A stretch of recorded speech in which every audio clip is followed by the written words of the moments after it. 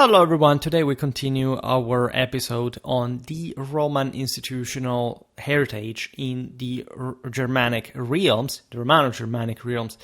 At this point, last week did pretty well. As you know, some episodes come to be split in multiple videos because there is a lot to say about them, regardless of the sketch that I prepared. In this era, this topic, as well as the general context and what was happening in the world or all around, generally speaking, deserves a lot of attention because the way this is all explained often, especially in manuals, if you were talking the sort of the basic ones for the first year of university or the ones preparing for doctorate, can be at times explained in very sort of not necessarily structuralistic fashion, but in ways that tend to categorize a bit too much. They want to explain sort of the mechanism, the system, but without making specific references to the political, say, evidential, also military side of the story. This is why, while we, of course, make lots of sort of more conceptual explanations ourselves, Schwerpunkt is particularly invested also in telling the in-depth story of all these various politics, because that's really the only way to properly measure the pulse of this activity that indeed was waning towards especially the mid-6th century. There is the so-called end of late antiquity, or at least we decided to interpret the beginning of the Middle Ages, in particular from this sort of social, political side of the story for the Romano-Germanic West in these terms. But this perspective, in my opinion, should be surpassed in favor not just of a greater continuity of, say, Roman legacy, but also understanding how and why the Germans were able to seize control of this, which is also somehow downplayed by historiography that tends to say, okay, but basically there was a broader shortcoming. We can basically spot this moment from which either the Germans take over, something really bad happened, and so the Roman state died, and the sort of the Dark Ages begin. Some other manuals tend to instead, especially in the Anglosphere, to shift the attention mostly just towards Northern Europe, not really seeing what was going on, not just in the Mediterranean, but in the continent as a whole, and it becomes too barbaristic from a perspective. It mostly struggles with identity issues rather than telling the actual politics, again, power games of the time. That kept being relevant, big. In fact, it really depends which part of Europe you're looking at, especially Gaul, Spain, but also Italy and even England, in their own different ways, did really actually demonstrate an incredibly powerful, not just national, regional, but still Catholic universal awareness throughout all this path. And indeed, you cannot understand this if you just make, for example, an institutional history. That's a bit pernicious in and of itself. Studying just the let's say, the official, the documentable in statal and administrative terms, and not really grasping how, in fact, there was an enormous reinvigoration of the Western moral forces in relative terms also to the rest of the world with the beginning of so-called, just chronologically speaking, Dark Age. And that's why we really have to make a bit more of not just of Latin-Germanic history during this period, but probably of Indo-European legacy in all this from a strictly, in fact, Catholic and an imperial point of view, because too much is given for granted in that sort of legalistic, almost Byzantinistic attitude, saying the Roman Empire is just basically the survival of a political state, and all the rest does not exist. It's not Roman or whatever. I still haven't spent, let's say, my potential with Schwerpunkt on YouTube by simply going after bigger channels, actually explaining like a proper perspective on this, but in fact this is such a hotly debated topic, still like an evergreen, like when is that the Roman Empire ended, if it ended at all at some point, especially around this time. And not just because, of course, there is an eastern half that goes on as Roman, but this is the underrated aspect, that there is a Romanity that in many ways continues also in more genuine terms in the West, exactly during the Romano-Germanic era.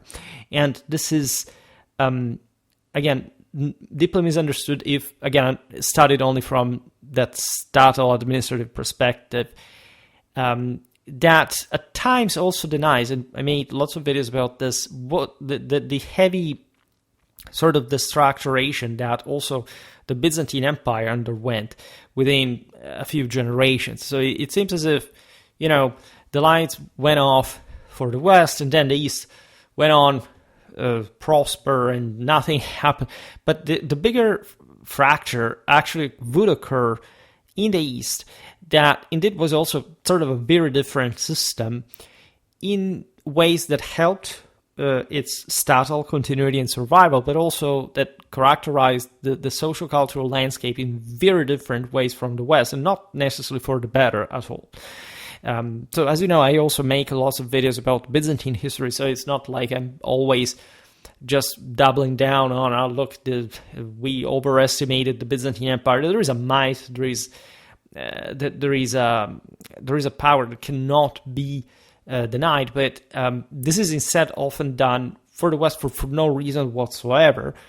And also, again, under this perspective that tends a bit to flatten the same differences within the West, the East themselves on their own, and also in this sense lacking a bit the comparative, without mentioning that there are areas of the West that are controlled by the Byzantines that gradually passed under the control of the Romano-Germanic rule, even though most people there were, at least in the northern Mediterranean, Romans themselves. And so there is something between like Rome, maybe the papacy, and in fact, during the same period, the evangelization of the West, the success, for example, of the Christianization of the Anglo-Saxons, the very strong ties between Rome and the Franks way before Charlemagne, starting with Clovis himself, and so lots of other dynamics that are often underplayed in favor of some, again, in my opinion, sort of more superficial perspective. So in the first video, we partly discussed some of this, and we could just, in the wake of that video, summarize by stating that the conditions in the regions formerly part of the western half of the Roman Empire reveal two critical and noteworthy aspects, which can yield vastly different interpretations.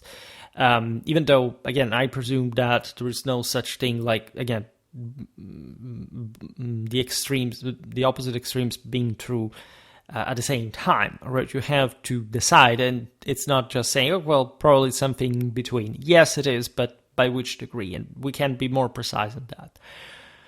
So, on one side, we witness the disgregation of what we understood as this Roman political state, I would say, more about what you would more call like the structure of late antiquity, because that's something we can't say in the immediate. This is especially the case, of course, for the West in the 5th century. But in fact, late antiquity largely survives if it even ends at that point, rather than undergoing some modification, which is not really today's topic to discuss. We will get there in some other video.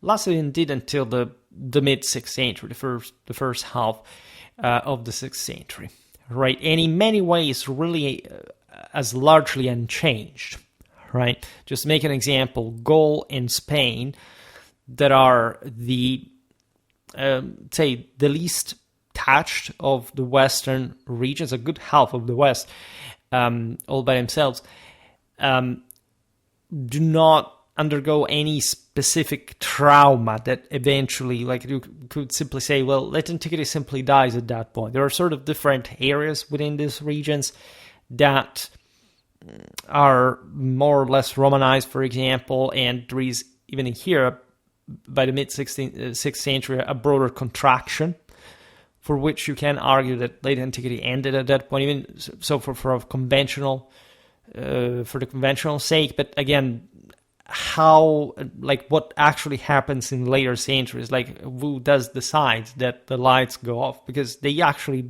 don't, right, at large. And even a country like Italy, for example, that is heavily structured by the Gothic War, not just continues to be the actual richest in qualitative terms throughout all the later periods until the modern era, but it is also one that up to the Gothic War was by far the least touched by practically any kind of collapse/decline. And we will see this now. Romanity had simply been going on quite successfully also under the Goths, in ways that make you wonder, as we have done often. I have a pretty big migration era playlist for that. Say also a late antique one for that matter, if you're interested. Sort of, they contain at times, sometimes they overlap, but at times they, especially for late antiquity, you see this more social approach. For the migration era, one like the more spiritual one, to a degree ethnic one, and there are areas of the Roman Empire, the western half of the Roman Empire, had not really been particularly Romanized to begin with. Like if you pick Armorica or northern Iberia, say the Basque countries, or certain parts of Britain, even that was completely normal. Right, many people still think that means because some free people survived. No, they didn't. That only means that they were underdeveloped as blip, and that nobody gave a damn about them to begin with, and they still kept paying taxes to Rome from their own degree. But it's obvious that when Rome sort of evaporated as a political state, and I like this definition. It's difficult to nail it because you could say it's the end of the Roman state, but really, was there such a thing, right?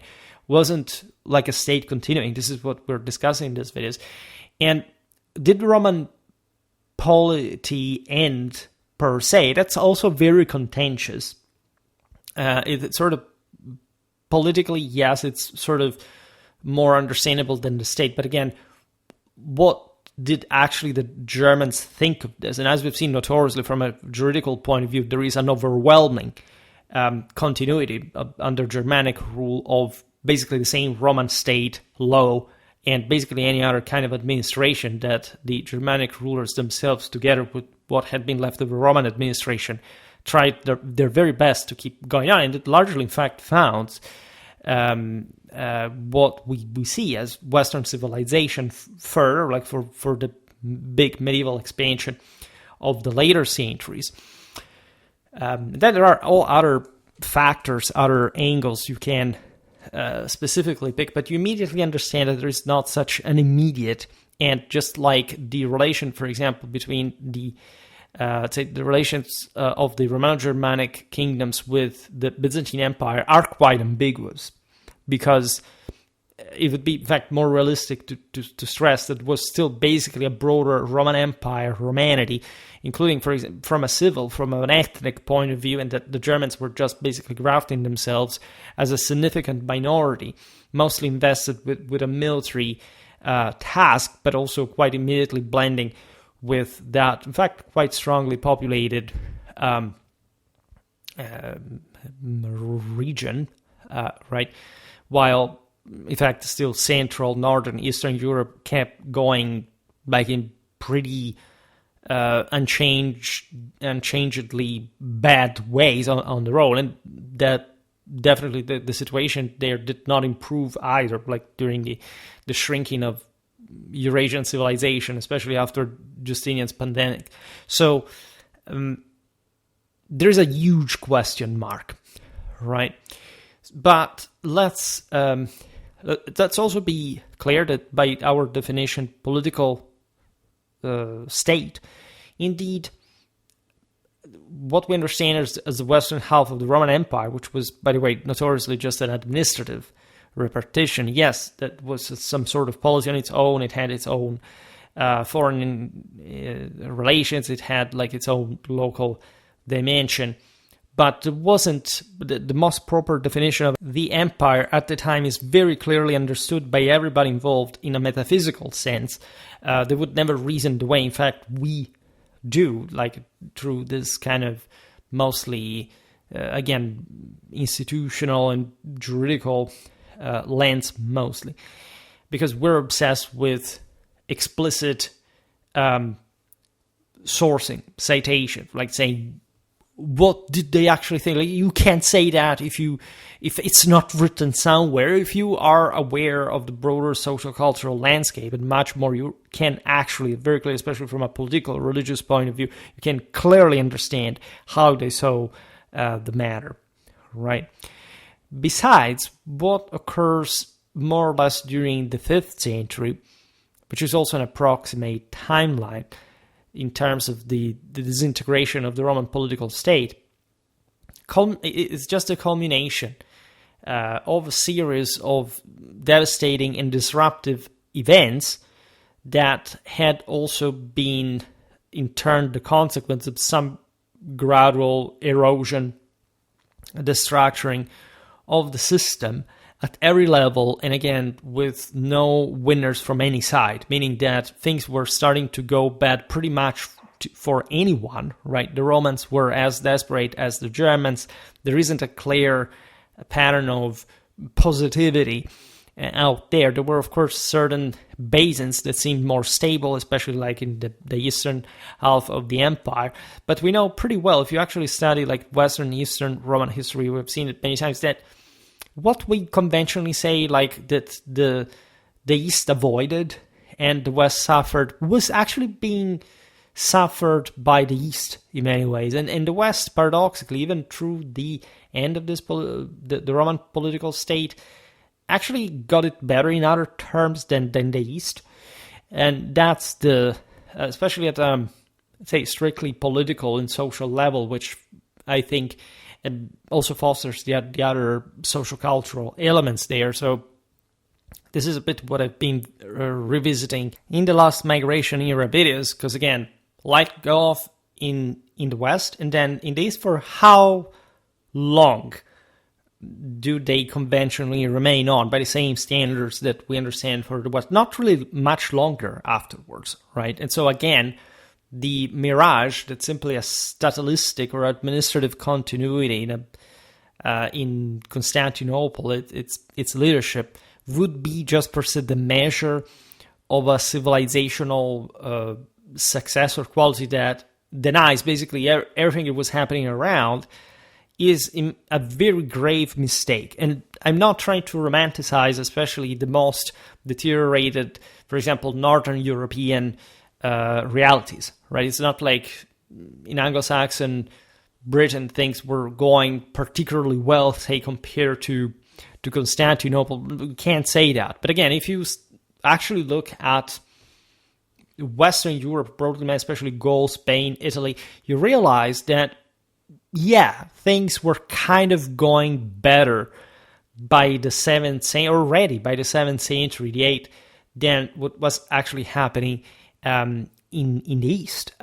For, again, with some distinctions, I always single out the Visigoths because indeed they took like a pretty heavy blow. And so, but in that sense, you can at least say that they were on their own, differently from the half of the Byzantine Empire that was lost to the Arabs, and also the fact that the Visigoths had simply decided to secede from the spiritual leadership of Rome, trying, by the way, to emulate Constantinople through the councils of Toledo. Besides, there was a very strong Byzantine influence in the Iberian Peninsula from the south that was still controlled by the Byzantine at some point. But it was a deliberate choice, and it seems that things did not really go well for the Visigothic kingdom against the Arabs exactly for that reason, differently from what we can say, for example, for the Franks, for the Longobards, and of course the Anglo-Saxons that were more distant from this from the blooded fields. if it hadn't been for the fact, they were contributing to what with blood their own quite abundantly, but still, again, within a still positively formative political institutional path that sort of we know pretty well. Like if you see by the time of the Viking era already, you can argue that there is an actual England that is formed also in that moment of crisis. So reflect on this, because these topics to me are so easy. I could talk forever about them. I mean, they're not the only ones that I can do, but I'm not sure. I don't really check for this stuff online, that this kind of historical criticism you cannot really find anywhere on YouTube, and just talking about, because most channels is just, look, we're talking about the Franks, they're cool, right? We're talking about the Goths, well, it's cool that we're talking about it. And then they don't actually say more than, I don't know, what Wikipedia could tell them in terms of details or events, right? Today there is AI, which is even worse, telling the truth.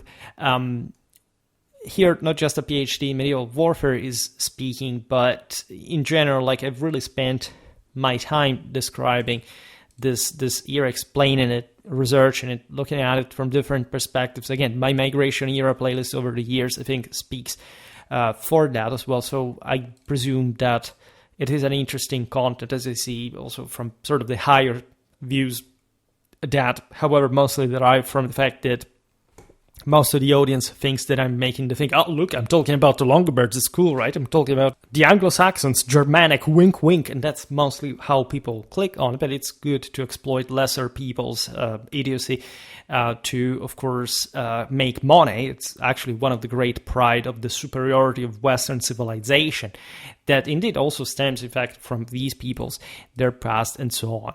I'm talking just for testators and so anti-Catholic whatever. In any case, this was one point we sort of discussed, the notion that there is some sort of statal collapse. And this is, again, already relatively debatable, but we will get a bit more into it. Because this collapse, even assuming that it actually occurred in a quite sort of abrupt fashion, and there were surely more or less critical events, right? In post-Roman Britain, at some point, we know that something extremely ugly happened, except there are no sources about it. We just know what the situation was, say, by the time the Anglo-Saxons arrived, where the damage was already done. It was basically some sort of social revolution of sort. And we know that the large estate system was unhinged, and at that point, the fragmentation simply exposed the system to the need of protection more than actual invasion to an extent, and we will talk more about that when especially discussing Anglo-Saxon history, but it encompasses, in fact, a broader perspective on the actual Germanic invasions / migrations that surely were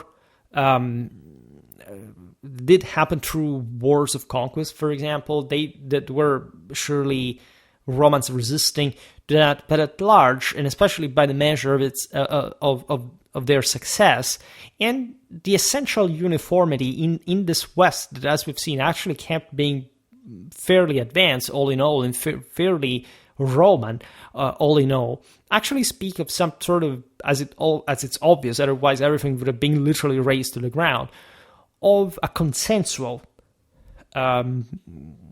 dynamic where the Germans could replenish manpower. They were sort of more warlike people. They were integrated, as you know, often as the local army, also by the same Roman authority as the so-called federati / summacoi, depending on which side, which language you pick, the two halves, and that were harmoniously ruling over these countries. It wasn't just like the Huns arriving and knowing that they didn't have objectively the cultural capacity to dwell in a civilized world.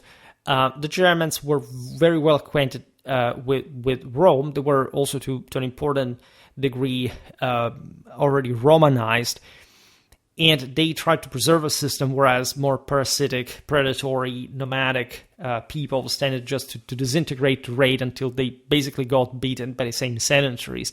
And this is basically all the history of the nomadic settlements in Europe. I mean, look at what happened to the Huns themselves, that were beaten by the same Germans in Central Europe at some point. So they didn't even take to be beaten simply by the Romans, as it happened at the Battle of the Catalonian Plains, and admittedly with the Frankish and Gothic federati, that were, however, in part also from the other side. So, again, lots of stuff going on. And that's why some people ask me, why do you digress so much? Actually, they don't do it anymore. This was especially the case years ago. Today, I'm more pertinent, so people like my rambles. But interspersing this kind of examples and rhetoric and general logic in the picture helps sort of smoothing this kind of axe clear cut on it was like this or it was like that, right? And this is, as you know, in my method, absolutely not designed to just express a relativistic approach. On the contrary, this is also the most sort of absolutely objectively accurate one that you can assess, also because there is literally like a rank of outcomes in this that you can measure, but only when you take all this stuff into proper account, hence the necessity of the saying digression. There is always a reason in Schwerpunkt, and this admittedly was true since the beginning of my work here. So again, even assuming that such collapse at some point existed, again, we've seen it in Anglo-Saxon, even in pre-Anglo-Saxon Britain, post-Roman Britain, very strange period, so to say. We've seen it for the Gothic War in Italy, and surely some, places were destroyed during the migrations passage of different groups, also in places like Gaul or Spain, where things had not been radically destructured, at least in a traumatically sort of fracture that you can't simply say, from this year to the other, that's where everything was destroyed and everything changed. No, we don't see this. We don't even actually speak of this simply for Italy or for Britain, right? Where we do know that something similar to that happened, right? But it's still sort of more complex when you actually read the outcome of this was, for example, in terms of political or social continuity. Indeed, in fact, this is the point, that even when this collapse happened, it brought about major transformations that are not merely destructive ones per se, that themselves were specifically negative. This includes the aforementioned erosion of the Romans' independent ability to defend themselves and fully protect their liberty. Why? Because in the measure, as we said before, in which the Germans walked in and they were capable of stabilizing the system, well, whoever lived there actually had it better than before. And we have very specific sources telling us that. From the most famous, like, Gregory of Tours, that sees also for a country like Gaul, that, as we've seen, had not suffered incredibly compared to other countries, but had remained for a long time without a clear leadership. Right, before the arrival of Clovis, there were these Frankish petty kingdoms in the northeast, then Syagrius in what would be essentially Neustria. Then there were the Armoricans that launched raids across. There were the Alans in the center with their elite military colonies that we also discussed. There were the Visigoths in the southwest, and then the Burgundians in the southeast, the Alemanni trying to enter. It's not good, right? This is just per se a tendentially destabilizing, as unstable situation. Clovis takes over. Everything is arranged under this single rule. There is a dynastic centrality. There is still enough resources around to wage major campaigns, for example, to take out the Visigoths in the south, to uniform, in terms of political hegemony, this dominion that brought about more stability, also essentially absorbing any other community that had, of course, been there. We don't read of any particular, I don't know, extermination. People care very much about manpower and labor force. Those were too precious.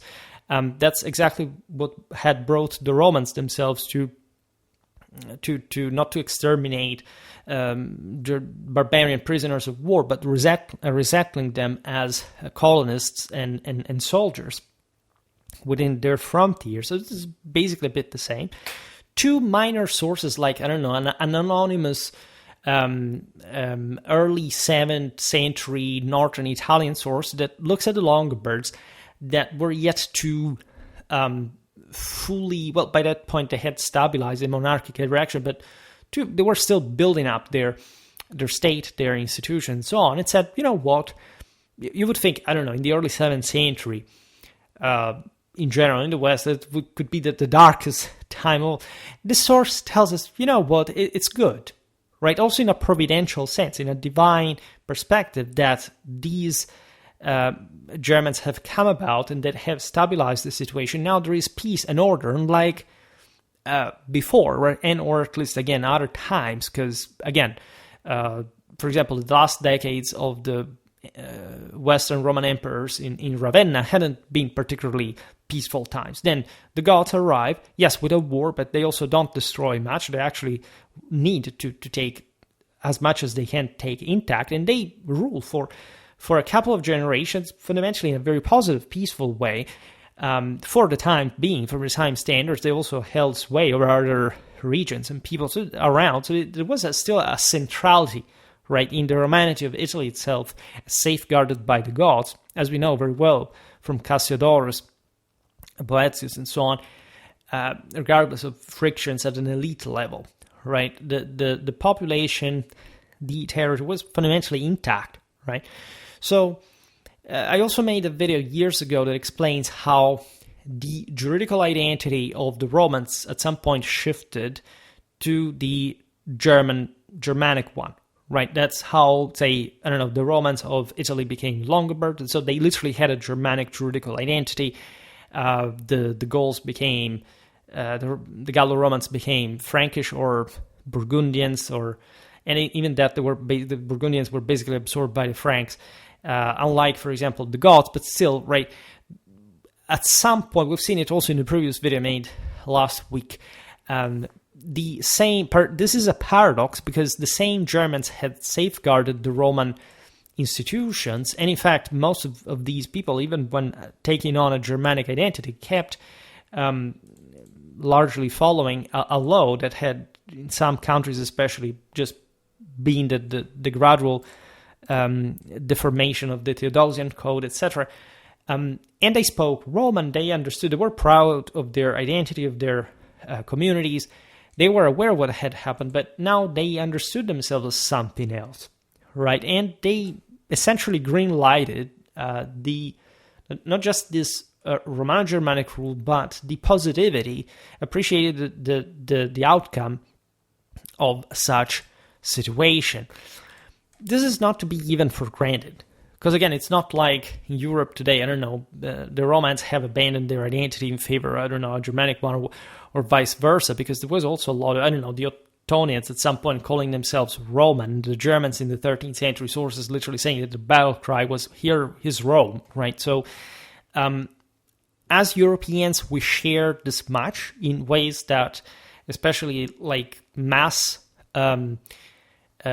society ideologies tended to fracture, because these were part of a truly imperial Catholic tradition. Imperial Catholically, in this sense, Roman, but also in this sense, Romano-Germanic, if you understand how the Germans collected the metaphysical ethnicity of Rome for their imperial achievements. And that, in fact, could not be withheld. It's still making videos on these topics, as I was saying before, on YouTube, brings this content, of course, to be watched by people that literally have never heard of this concept and still think that was some sort of general, say, purpose of hostility between the Romans and the Germans, as if we weren't talking about a traditionally Catholic empire, which is something that if you are into Indo-Europaeistics, you should know, being the single only possible, not just a positive thing to exist. And you should be ashamed to be against these concepts if you incidentally, as it often is the case today, you happen to be, as a post-traditional, largely fortestator, nationalistic and or socialistic, that literally does not understand the traditional meaning of nation or society in the imperial Catholic sense of the same, which again it's not something you can guess the meaning of if you've never heard of, or it's not what you think, because you literally do not have the brain tools to toy with that, and nobody has properly provided you with correct doctrine that all these peoples believed up to, in fact, a couple of hundred years ago, at least to the best of their capacities, because there was a degradation of all this underway. There is also another aspect in talking about the actual Germanic and Roman identity, which is something that I don't want to discuss today, but it's very fascinating, and we will surely make some videos about that. That is to say, not all the peoples that lived, we just made the example for Gaul, that lived within the boundaries of what had been, in this case, the western half of the Roman Empire, were technically just Roman. Right, there were some groups, for example, of Germans that were taken over by other Germans and or absorbed. And this is quite interesting because it had already happened within Rome, right? There had been Germans settled among Romans, or at least they had been Romanized before. The Romans literally conquered their land. This is the case of, Aro-Bjorum, for example, the Rhineland. And that had thus Germanic ancestry by owning a fully Roman identity, which they were ferociously proud of. Equally, there were some, again, barbarian groups that were basically taken over by others, conquered also outside of the frontiers of the empire, and then brought to live by these other Germanic masters in the same Roman lands. There were even some Romanized peoples that were moved from some places of the former part of the western half of the Roman Empire to other Roman lands. For example, now I can think of, we will make other videos about them, but the Longobards are probably one of the best examples of this. I mean, they crushed the Gepids that were not part of the Roman Empire, even though they were influenced by them. They destroy, in this sense, their national identity because they deport a great deal of them to Italy when they conquer Italy. Some Gepids remain, I made a video about the Gepids, what we're talking about, are instead remaining in the Carpathian Basin and taken over by the Avars. Equally, there were some, for example, Romanized Roman populations of Pannonia that were conquered by the Longobards when these people had moved in or had been ruled over by other Germanic groups before them. And then they moved together with the broader bulk of the Longobard people as large, that at large contained lots of other groups, like the Ostrogothic and the Longobard migrations were the biggest of the migration era, the one that end up into Italy. And so you happen to have like some sort of Romanized population, peoples that, maybe they were the descendants of ancient Roman colonists of the time of Augustus in Pannonia that eventually end up being resettled in Italy with the Longobards, just to make. And there are, the Slavs that in Moravia also joined the Longobards as fundamentally subject people, but we know that. In northern Italy, there are Longobard tombs that display some genetic very strong genetic affinities with the Poles, with today's Polish people, or, for example, today's British people, because there were some Longobards that remain in Saxony that eventually migrated to Britain, right, as well as some Saxons that descended to Italy together with the Longobards, but at least at large came back to Saxony because the Longobards wanted to assimilate them in that way. So that's yet another, who were these peoples? And by the way, the same Romans had quite importantly differing identities, right? First of all, at the provincial level, Gaul, Italy, Spain were the most obvious divides. These were very distinct countries from quite a long time. And it's impossible to unsee this historically. Think about the Italics, think about the Gauls, and more like some other countries were more composite, admittedly. They didn't have much of a more definite national identity by classical standards. But even within these groups, there were, for example, urban identities, right? For example, epigraphy in northern Italy that remains very urbanized, and the Longobards basically graft themselves on these places that become very civilized, way more than the Franks, for example, in terms of administration, literacy, justice, etc. We know from the local epigraphies that there were families in these cities that were really as clans holding sway and publicizing themselves, their power, their wealth, also because only who has money can have an epigraphy, by the way. And there is such a continuity with such models and some symbols that we do not see in this part of Europe any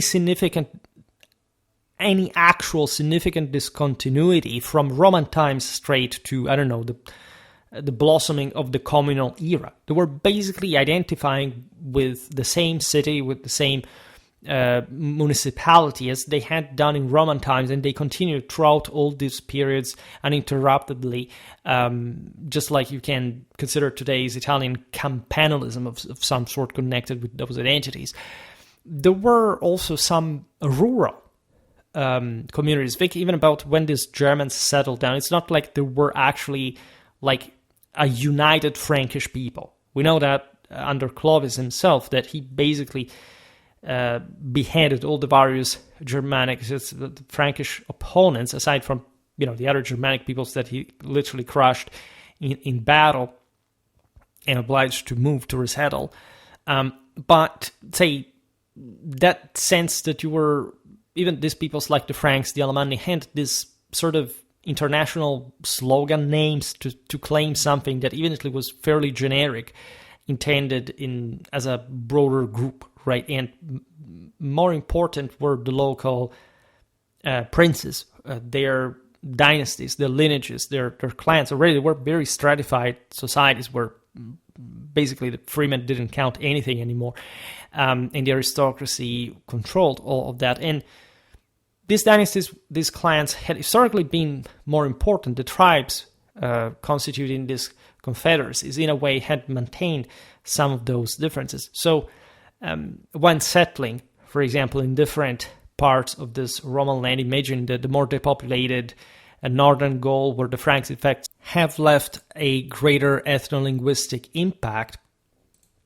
the settlement modes would mostly be parceled on the basis of clans. I mean, different clans would get different pieces of land more or less separated from one another, and thus sort of perpetuating certain specific identities. This is very well documented, in a sense, in a even more fractal reality like Anglo-Saxon Britain. There were hundreds of chiefdoms or kingdoms, depending on how you want to call them, that eventually would give rise to the so-called eptarchy. Right? How do you differentiate that? Right? It's pretty notorious. This is also very well documented, as witnessed by the tribal Hide Age, that literally shows that in quite detailed fashion. Again, it doesn't explain everything about the beginning, and it's a somehow mysterious source in different ways. But also, it sort of gives a pretty complete idea of what we're talking about, including the fact that certain identities were considered more compact, not when they were simpler, but actually more complex, more powerful, right? Which is important because even though the Catholic principle is based on unity, and therefore you would consider, for example, Romanity to be something fairly well, outlined. By this point, it is true that throughout all imperial history, the local communities had somehow always been different, separated from one another, endowed with their own autonomy, even though there had been in the beginning that master race that had conquered and settled and even managed, in the case, in fact, of Western Europe, to ethno-linguistically mold these countries, which is something, by the way, that as a legacy we should never underestimate, because it's actually the same identical pattern, probably some of the most straightforwardly continuous path that the Germans picked up at that point. And that really, in fact, provides the West still with that enormous metaphysical Roman continuity, differently from the East. Because in the East, there had never been such a thing like a compact Roman identity. There had been the Greeks, ruled by, again, some broader Roman governors, clans, etc., but the majority of people had been other ethnicities that were considered lower to these and subject to these. They were much more fractal. There was much greater difference between the city and the countryside. The West had been organized by the Romans in a much more straightforwardly imperial Catholic fashion. That is what the Germans collect by themselves and walking side by side with Romanity and giving birth to essentially a synthesis of what we understand as Western identity, stemming straight out of those of that unitary soul. It's incredibly important. Of course, you can see a lot of also Celtic legacy, but in the way, however, the Romans had by that point evidently quite conquered, molded, and made new in another image and in a higher level of imperial holding. So much so that Go was a hell of a system, was arguably the greatest success of Romanization, and in this sense helps making the empire again in Europe through the Franks and mostly that, in fact, Neustrian and strictly Gallic dimension, for which eventually the same Merovingian and Carolingian Empire would come to lord over other areas. This is incredibly important because you don't see, the Saxons, the Thuringians, all these other peoples that had remained outside of that as Germans that did accomplish anything significant in any imperial direction. If not, when they are conquered by the Franco-Roman civilization, they're evangelized and set within a pretty robust frame deriving from, in fact, Latin-Germanic legacy at large. So it's incredibly inspiring as a concept when you think about that.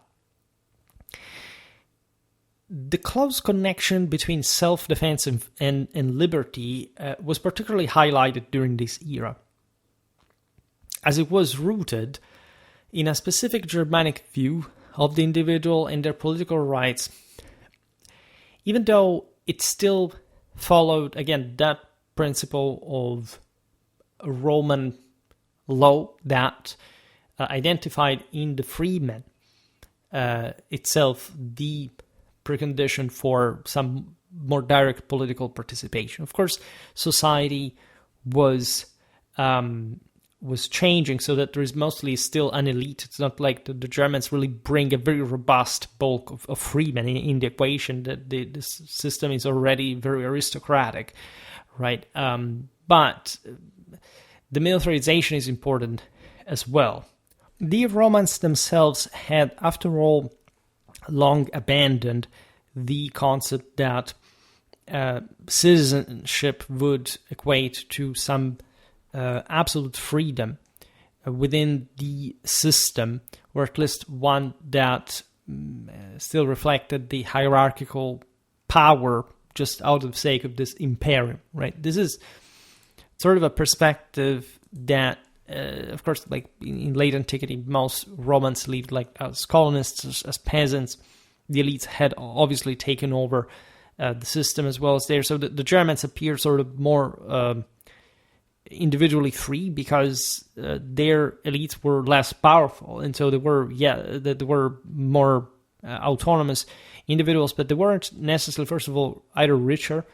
They were just more involved in war because they had to survive in the barbaricum that was naturally much more unstable than, say, the Roman world would habituate its people to live in, so for maintaining that degree of demilitarization. There are deep social-cultural divides. That the military levy is attentively avoided by also not much just by the colonists, but their same masters that did not want to lose labor force by sending their troops to the army. So the Germans definitely take over this vast Roman space in a morally hegemonic sense as far as the exercise of arms was concerned.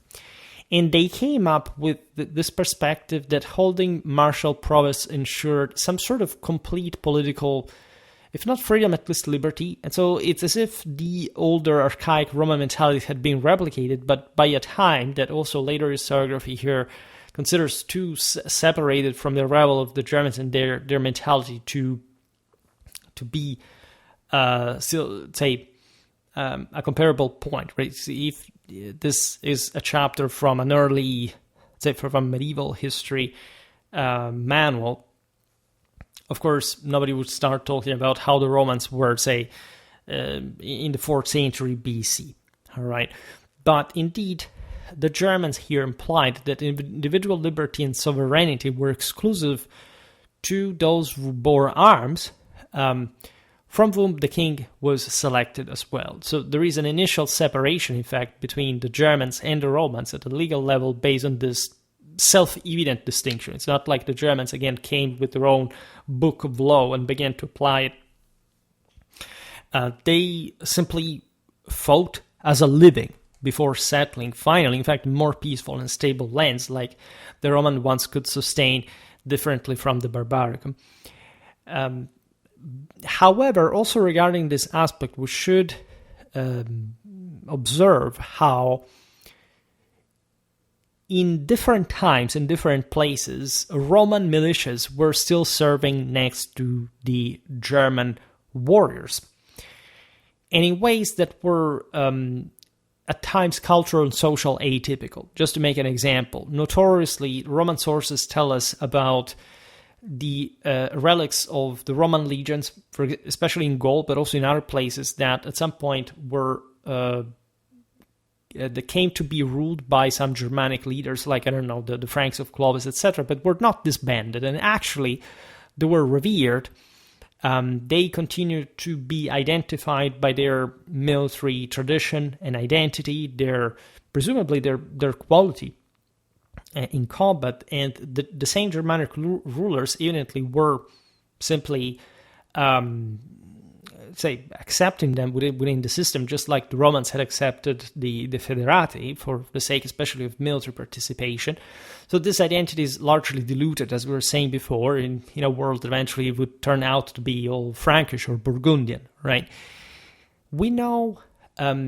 And these were actual professionals. These were the relics of the actual legionaries, right, of probably the Roman army. Then we know that the various, for example, northern Gallic cities at the time of Clovis, so I made a video also about explaining this for the Merovingian army organization, but we talked about this also in other videos about properly the Romano-Germanic army, how the supply system worked, etc. Well, there were Roman militias in Merovingian Gaul that participated with their own institutions, their own cadres to the Merovingian army. So we're not talking peasant levies that would have been sort of cheap throwaways that were better, in fact, working the fields, as especially like in the Frankish world, the say the rota system would eventually evolve into some more professional, elite mounted thing of enhancing that aforementioned status and inherent sort of almost magical power of the imperium in sword holding, like horse riding and so on. The cingulum militaris in Rome had been the same thing. Like if you bore that, you were a full freeman and a nobleman in practice, because this is often forgotten, and I explained this better. There is indeed, for example, towards the second half of the 6th century, a contraction of that urban latentic dimension. So in Gaul, we don't see those Roman militias anymore, right?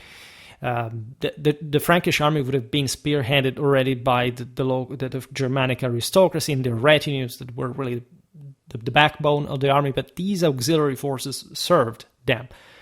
In Longobard Italy, we find among the struggle among the dukes.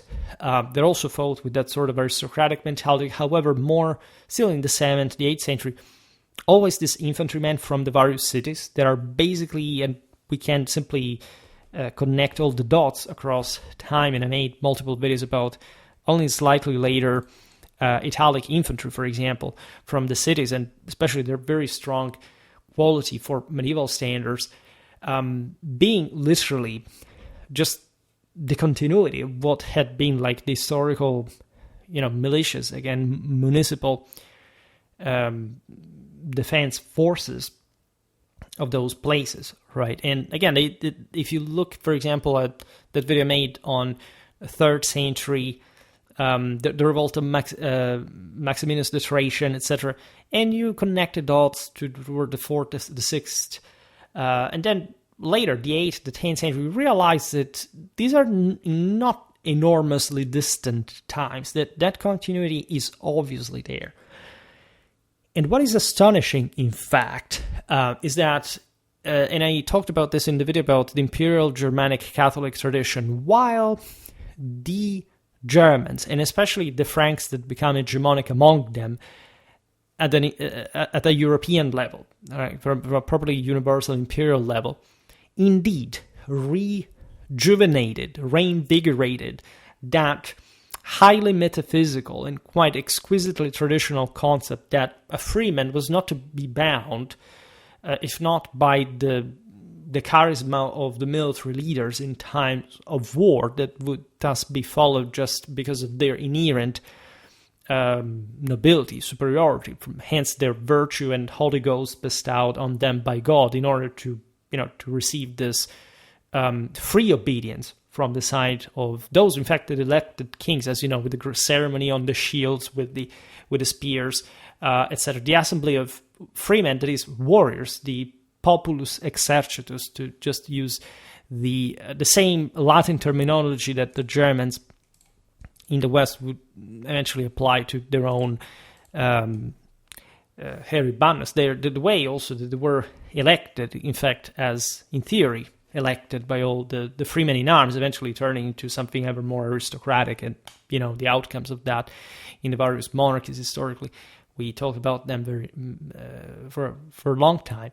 However, and we've studied this quite thoroughly when looking a bit at the more Transalpine, feudal, kind of Frankish influence world, and especially the Italian civil urban one, it would turn out, in strictly individual terms, over the centuries, saying by the 11th to the 12th, the Battle of Legnano, Frederick Barbarossa, the Lombard League, that while the Germans had indeed reinvigorated Western civilization, including also taking over with the Longobards Italy, and then with the Franks, the same Longobards in Italy, and so having informed that same world, and so reblended this Romano-Germanic sense of freedom equates to nobility. The in arms, and the entire Latin and Germanic etymologies refer to this. We talked about this in very straightforward fashion, either properly racial, military etymology to these European names. Most people north of the Alps, by that high medieval standard, were actually somebody else's. All right, they didn't have a big deal of liberty, of capacity to use arms. They were protected by their lord. But feudalism, in the most archetypally or stereotypically conventional form, right? There is just one guy that fights on horseback with his heavy armor, with the sword, with this perpetually costly performance. That's literally the entire society works for. It's a society of people that were basically disarmed, or at least they could pick up arms only when asked properly by these leaders, by the nobility, by the king, and there were literal means to control this peasantry that was still dangerous. Think about the Jacquerie, or we're talking very long term here, but moral of the story, in less feudal countries and less Germanized countries, like, for example, the aforementioned Italy, which is a bit like the main example here, but it's big enough because 1/4 of Europeans lived there in the peak of communal civilization, were actually the people that had maintained the strongest overlap of this concept of freedom and nobility in arms just by their civic urban lifestyle, right? These citizens would literally be able to defeat the imperial army and gain properly like a recognized right to say government, to specific rights to their own sort of tax collection and so on, winning that in open field. And indeed, that is mirrored by what we're saying before, that actually the Italian peninsula would maintain the highest level of per capita wealth uninterruptedly since Roman times up to basically the late 17th century. And it was surpassed by countries like that were drastically ramping up from a financial point of view, like England, Holland, right? So not necessarily other places out there. Just to stress how much room for, civilizationally speaking, for this old Roman and Germanic concept stemming from the same Indo-European imperial Catholic tradition, that whoever was free, right, in properly intended, at least in a sense of liberty, because free in tradition is just God, right? There aren't free people, as long as they are actual people, right? Not God himself.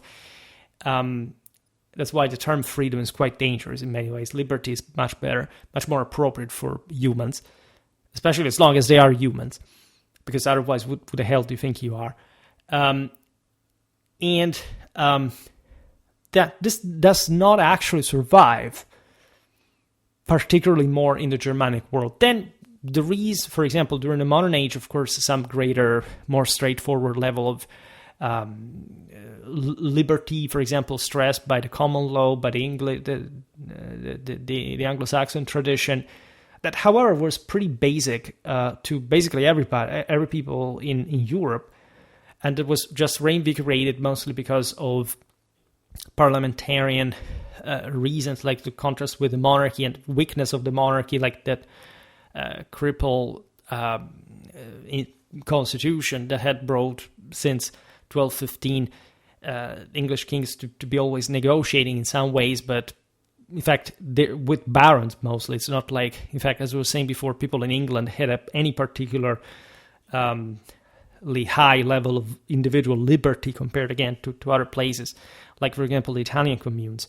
So today this was also pushed by the Protestants, by lots of people who eventually came to, for example, to deny the same thing when it happened for the French Revolution. That definitely did not bring actually an enormous improvement in the immediacy of people's absolute liberty, as a matter of fact. But it surely achieved this over the generations through basically the same way we intend now, at least in the sense that certain absolute rights are safeguarded. Nobody can simply contract them, or at least in theory. So this is complex and controversial, but believe me, like living, 13th century Germany and realizing that you as a human being were just somebody lower in rank and literally belonging to another person, because you owe this person basically everything in terms of protection, etc., is something that people will criticize the so-called democracy, which I agree is a wrong term historically, because fortunately we're not ruled by the demos. The demos is not strong enough, morally speaking, to rule. We're ruled by other people. We're ruled by an elite. We're ruled by an establishment of the competent people who know how to make things work. The fact that some rights are namely safeguarded doesn't mean that you actually have power, or that people have power. Thank God, right? We live in an indirect so-called democracy. And again, it's a terrible term. I hate it, honestly. But people will criticize the more sort of, that at least romanticized the past, in as much as people were happier than Well, it may be in other ways, or at least they lived more intensely than we do, we can say. But had you been projecting in that world, you would have not liked it at all. And you should consider more how much, in fact, of this Romano-Germanic legacy leaves into the sense that we have to keep individuals qualitative enough, at least, to be a bundle. It's the same archaic traditional Roman concept of the fascist ideology, right? The fact that if the bundle altogether is constituted by also not just the bundle is stronger because there are more elements that make it up, but these elements individually are also stronger. A bit like Cuneus that visited Rome and said that the Senate was a consistory of kings, basically, not of noblemen. Well, then you understand what's the primal Indo-European concept of nobility and freedom. So not something elitistic. The elite entails that somebody has seriously blipped up because they're not elite, right? Because there is just a handful that rules. And this is indeed, in the Romano-Germanic world, as in others, by the way, also the Byzantine one, or other peoples are the same, is incarnated by, at least in the West, by feudalism. And by the fact that, yes, the elite was actually, like, they have massive attributes, who are really, really strong, competent, capable people, contrary to, in fact, the democraticistic mockery of tradition and the ancien regime. These were people who really managed the entire system and allowed for the booming of medieval civilization, far from being like the merchants re-triggered, economic growth by themselves like Pirenne believed. Absolutely not. It was all led by this system. But it wasn't just feudalism, it is true. And in general, however, the fact that there were people at the top and lots of other people were just below is not a good sign. All right? It is... let's say, for Western civilization, in as much as it was so incredibly successful, it was a mix, again, of this feudal and communal system, because, by the way, Western feudalism did not choke communal autonomies. And these autonomies were at least particularly strong as the feudal order as well, in certain cases. And so it's something very peculiar, right? In other countries, everything was much more sclerotic. So the West had this enormous power, this enormous internal... sort of tandem of cooperation and antagonism at the same time that made it strong. And it's normal that there is such elite and lots of poor people for a world like the one of the Middle Ages had been exhausted, had reemerged after the exhaustion of the masses from classical antiquity, where it was still believed that it was just normal to be, to be proud of having the duty as the right of bearing arms and wanted to go at war, conquering other peoples. The system had exhausted itself. It had somehow failed in that struggle. And so humanity evolved in this also from a psychological point of view. Hence, you have, with this global trauma, this does not belong to any sort of single specific culture or civilization only. This is worldwide. It's just an era. Right, it's a mythological era in and of itself, so we can't judge just on the basis of that. We have to judge merit in the basis of the fact of what this medieval civilization managed to achieve. But indeed, right, remember that most people at the time were definitely not free, but in many ways they were also pretty much as willingly as consensually dependent on someone else. They literally gave more, and this is actually, that's why what I was saying before is relatively contentious, because actually in the age of mass society we have fundamentally done this in similar ways. Like we are actually delegating so much to others, so we have understood from some standard that it's good for giving the individual some rights. Also because the powers of civilization are so great that even if you give them this power, they're not going to overthrow the system. That works not on the basis of this absolute freedom, but on, in fact, the stability of the system, telling the truth. And consider, in fact, that in the Middle Ages, regardless of the fact that it was this much more traditional understanding of what was, again, above and below, in relative terms, I don't know, peasants were much freer than they would be in the modern age, right? Which doesn't mean they actually lived better at all either. So let's debunk the myth of again, you're out there with a farm, you survive, and it was a miserable life. It was absolutely, dangerous, and there wasn't a certainty to make it out there. And that's the same reason why feudalism developed to begin with, right? So what we see later is rather a state that takes increasingly over the control, the management of everything, because people confer the power to the state. There is no such thing like a state that holds itself by itself, as also the late Roman one really proved. That in fact we should stop seeing as a major disaster, right? It's more like the consequence of a root problem, that is the exhaustion basically by Christ's birth in every system, including the barbarian one, that people could save themselves by themselves, like the heroes of the ancient tradition. And so a further collapse in the qualitative stage of humanity that had to make up means like civilization itself that could prop itself up and give, in fact, the individuals this chance to encouraging them to be better, just like we uselessly try to do now, to the point that the people just think that there are rights and not duties, right? And that's how those people turned back to be lesser people, as a matter of fact. I mean, they had always been, but now they're worse than they were just, a couple of generations ago. This is very important to stress as well. So there is this other side that is worth discussing, namely certain aspects of social and institutional organization, legal, administrative, monetary, and fiscal, that we also discussed in the previous video,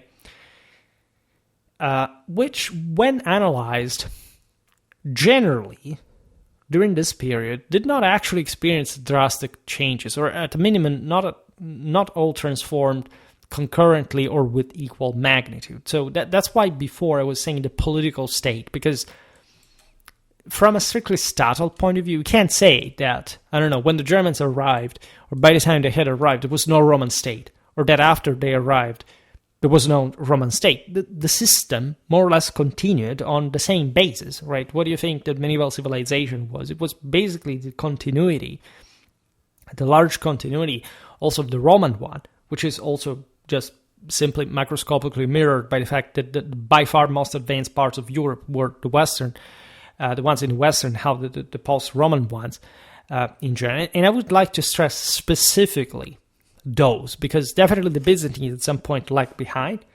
Latin-Germanic Europe is the one that booms and that basically hegemonizes the entirety of the continent and the Mediterranean and most of Western Eurasia in terms of actual reach, from, for example, from a financially controlled trade routes and so on. I made lots of videos about this. We constantly underestimate, as Europeans, this aspect, as Westerners, broadly speaking, because it's enormous. Right? If we, as we should rightly do, celebrate so much the Roman Empire, in fact, the Europeans conquered over and ruled over other peoples and maintained this Catholic empire that is basically the most important thing that ever happened in the history of mankind, why not doing the same with medieval civilization, specifically the Western one? Right? It wasn't a moment in which the Byzantines hegemonized this space. There wasn't a moment in which even the Arabs hegemonized the space. They were all fragmented and or sclerotic, or more regionally contained. The West, even in its namely political division, was overwhelmingly compact from a civilizational point of view. I'm really and utterly shocked every time I realize that most people literally think that the compactness of a civilization is measured in terms of namely political divide on a national territorial basis. You can have, this is probably why Europe has been by far the most successful civilization in the history of mankind. We are all different on this, namely national way, but our level of cultural, historical, artistical, it's a moral. We think, right, more or less in the same ways, or at least we're able to single ourselves out overall by the stark divide that exists by scale in terms of performance with any other people in the world, except, of course, the Westerners as an emanation of Europe all across the world. That is, at the end of the day, an emanation of the West. Basically, every country in the world subsists because it's been westernized by this point in its current form. And this was really molded and sedimented and compacted, and not in a merely provincial sense, but in a truly universal, nearly global scale in the Middle Ages. Right? And this is incredibly important, and definitely the Romano-Germanic period, the early Middle Ages, was very seminal as far as this is concerned. It really starts here. That's how lightly we can take a state. That's how of course, we had our totalitarian tendencies, we had our own issues, but even then, right, it's not a surprise that, communism spread in Eastern Europe, right? It's a macroscopical, obvious pattern for the obvious conditions of Eastern Europe historically compared to the West, but without any debate whatsoever. That's the same reason why, the Axis powers were at large, like under the Nazi guidance, capable almost of sort of winning the entire war, hadn't, of course, the Western allies been in between as Westerners themselves. And so that's also, a product as we've seen of that. You can argue that Eastern Europe is Europe as well.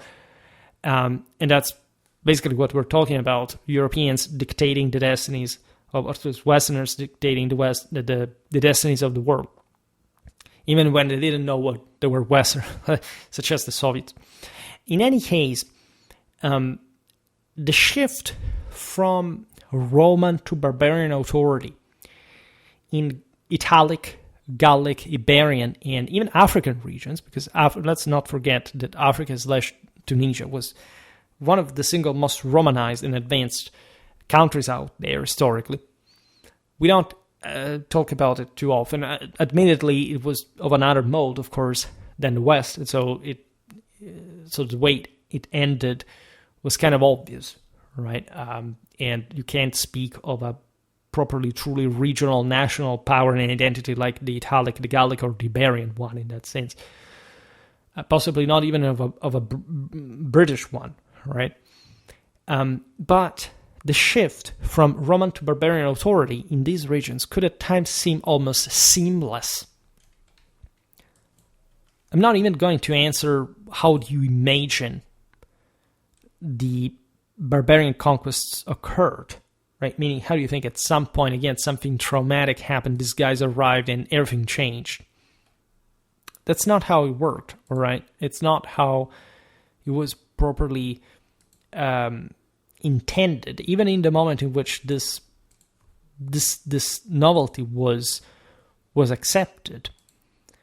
And it was always, again, a consensual thing. You cannot have any government without the decisive majority of the people, right? So what happened with the Romano-Germanic syncretism is, in any case, a positive product in terms of relations between the two elements.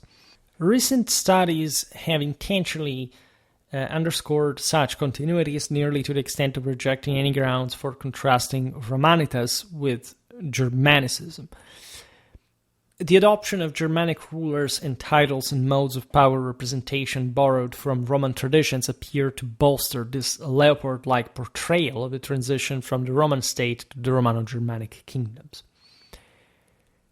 Nevertheless, it must be acknowledged that during this period and in these regions, all these systems underwent some kind of course, remodulation, which is a clear sign of, if not the transition from one to a distinct new order, at least one, as we know, unfortunately, of general degradation, decline, connected with this frenetic struggle for resources that Eurasia was going under because essentially the exhaustion, as we've seen, the moral material exhaustion of its civilizations, the even greater crisis that was occurring in the steppes and in the adjacent sort of barbarian populations living at the outskirts of civilization. So everybody was trying to get something as the system was collapsing, all right? And it was collapsing, at least was declining, was ruining in ways that could be also quite chaotic. Again, these invasions / migrations indeed cause problems. Like you can't see, say, the Romans and the Germans being fundamentally happy about the world situation, even of the initial relations with one another, aside from the fact that there is some broader archetypal issue with, again, the greater empire and this fringe peoples and the struggle, again, for maintaining the Asgard intact and the forces of the darkness creeping in. And so it's really a moment where, because of lack of imperial unity that had kept all these peoples in the surroundings of what we conventionally understand the empire and its territory under, like at some point come less and really open to different settlements that are going to differ also from one another depending on the situation.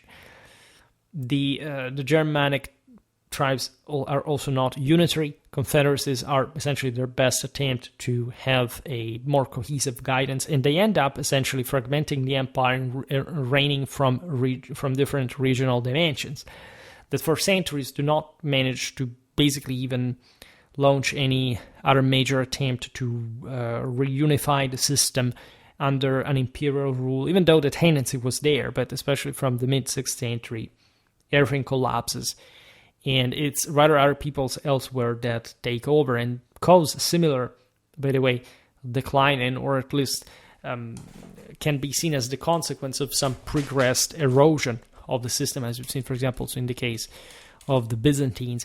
Think about the wars with the Persians and the subsequent Islamic takeover, right? Nothing is really random. Everything unfolds on the basis of the previous institutions and their continuity, but it's not painless, right? Much is lost, much is destroyed, much crumbles, and there is really a disorder in general in all this, like, meaning who does really rule here? Why is that the case? Why is this empire that promised universal salvation fragmented? What is the excuse? Like in front of, again, of also the people that today say, oh, no, but the only Roman Empire were the Byzantines, were the true one. Do you realize what, the empire had gone through in a constitutively metaphysical and theological sense? That was not normal. Again, it's a different stage in the history of mankind. It's something prophesied by all traditional cultures, this collapse of humanity towards the abyss throughout the various ages, the Roman Empire being this reactivation of the Golden Age prophesied that to occur between the Bronze and the Iron one. And then, right, all these peoples were aware of that. Like the Germans, like all these peoples in their mythologies have the same identical idea of it. So they were literally seeing themselves what was happening. So regardless of survival, of opportunism, of ambition, however these conquests, these laws, etc. occurred, there is no doubt that everybody involved was aware of the incredible problem of this. Oh, that's also why Christianity spreads.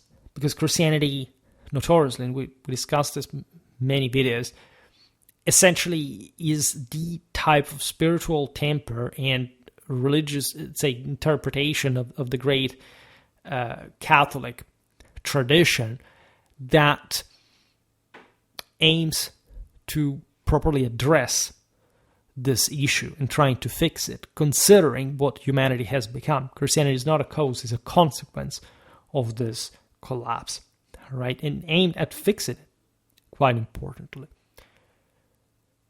So, the continuity of governmental structures has been at some point indicated as a big deal in terms of, again, the indication of continuity of late antiquity as this form of civilization. Now, there is no doubt that the Mediterranean was disproportionately more advanced than, say, continental Northern Europe at large, right? Indeed, the West is a bit of an exception, because indeed countries like Gaul, like Spain, that had historically been continental, also had been civilized by the Romans to a degree that even as far as Britain, there is an incredibly marked difference between these countries and whoever was outside of them, right? This is also what sometimes makes it tricky to approach this topic, because when you talk about the West, you're looking at a widely latitudinally extended system that, in this sense, creates some important divides in between. That, however, also in turn highlight how strikingly continuous that Roman legacy would occur to become Western civilization there, right? And among countries that in fact had not known civilization until the Roman conquest. We described many times what the Byzantine world was instead, right? You can argue that the Greeks, here we're looking still at an Indo-European mold, right? The Greeks had taken over the Mediterranean, or at least part of it, or had, especially with Alexander, taken over half of the world because of their cosmological vision, their own spirituality, the Dorian conquest, the Indo-European vision of a foundational center of the world that would be in Delphi, and that would characterize the Greeks, that had also this very long social cultural stratification over the centuries as a people, like, to consider themselves to achieve this, and also to consider themselves, however, unique in this regard. There is a lot of this in the videos. I made a video about the rise and fall of Hellenic civilization. Also recently I discussed in part this in function of the classical Hoplitic system. The Greeks remain, however, for this primacy, sort of closed in themselves. They sclerotized at some point. What you see in the Byzantine world, even as far as the capacity to preserve late antiquity later on, derives from this presumption that their system was perfect. The notion that the Romans would be able to take over the Mediterranean and most of Europe, definitely especially as far as demic concentration was concerned, is too often confused with a technological achievement. The Romano-Italic people as the actual nation that took over basically any other around here and lorded over it more in feudal term than, again, everybody was an equal Roman in the Roman Empire, because that's not really a historical thing, rests in itself on a much more sort of immediate and recent Indo-European characteristics of the Romano-Italics and their capacity to, between tradition and modernity in a sense, to obtain the right formula to take over the world and to fulfill the Indo-European Evangelion that we described before, right? So this is important because when you think about what happened during the migration era, you would imagine that, I don't know, the Byzantine world more or less looks like something: cities, aqueducts, fleets, right? Sea trade, and so you tend to blend in, I'd say, Byzantine Empire as far as even the constitutive, almost national character of this empire was. Including the term Roman, that at that point is thrown around in relatively improper terms, forgetting the differences of this system. This is particularly the case during the Justinian era, I made multiple videos explaining, for example, the pretty radical divide that had always existed between Italics and Greeks, and how even when you see this ideally reunified empire, at least as far as the most advanced parts of the Mediterranean were concerned, and there is no doubt that Italy had historically risen to unprecedented levels of civilizational development, also in comparison to the Byzantine Empire. Actually, while it's true that the East was sort of tendency more urbanized than the West at this point, Italy singled out is actually more urbanized than the Byzantine Empire in relative terms. Italy has literally the greatest urban concentration. It has the biggest cities in the empire. Yes, Constantinople is slightly bigger than Rome, but the greatest cities are not actually in the Byzantine Empire redistribution, but they are in Italy. That is part, of course, of the Byzantine Empire during Justinian's reconquest, but it hadn't been, at least in theory, in practical terms, depending on how you want to see this, under Theodoric's rule. Right, and there you can wonder rightly, but was there still Roman Empire, given that the Goths had gone to rule over there on behalf of the Eastern Roman Empire, whatever? That this can be profitably debated. Surely there is a Romanity that, as we've seen, continues in the Italian peninsula successfully until the Goths are actually dislodged by the Byzantines, which is paradoxical. And basically, the Byzantines are foreigners at this point. Disintegrating the same latent ticks. Actually, it's indeed the Gothic sort of scorched earth strategy that causes that. So it's not like the Byzantines were going after the destruction of the same latent tick system in Italy, quite the contrary. But also mismanaged that, in part because they were truly foreigners. And the reason why the Goths could carry out a scorched earth policy at that point was also the fact that they liberated many colonists, Italian colonists, to fight with them to prevent, in fact, these Greeks to take over the system, right? And yes, it is complicated by the survival of a senatorial elite that largely flees over to Constantinople and or perishes in the process. But still, we're talking about two importantly different countries, all right? And this will be extremely evident in the Longobard era, but also if you consider what kind of pattern the Byzantine control of Italy literally maintained historically, because people tend not just to associate a bit too much Italy and Greece in broader, perhaps stereotypical terms. They're actually two very different countries, both from an ethnic and a linguistic point of view.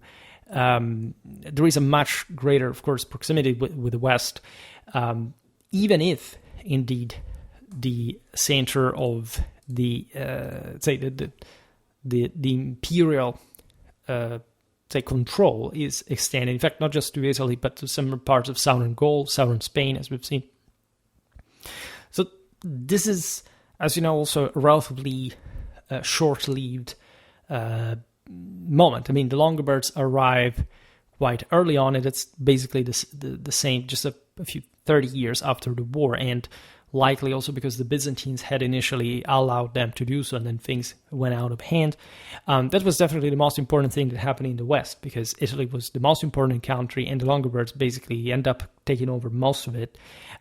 So while the Byzantines had this historical sort of coastal maritime connections with the rest of the empire, they would or could not simply contain the various interlands. And so when you look at the fundamentals of Byzantine culture, you realize how much Hellenic they had remained, as opposed to the Roman ones that had basically won over the Germanic ones in a truly continental sense, right? With entire interlands of major Western regions being, in this sense, Roman and German, as opposed to, say, Byzantine, as far as we explained this.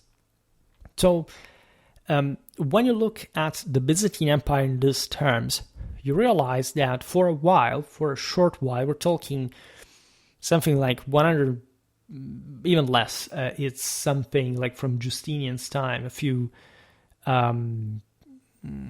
generations, basically until the Islamic invasions, right? Which is too few to claim that at some point, like that late antiquity had not been preserved.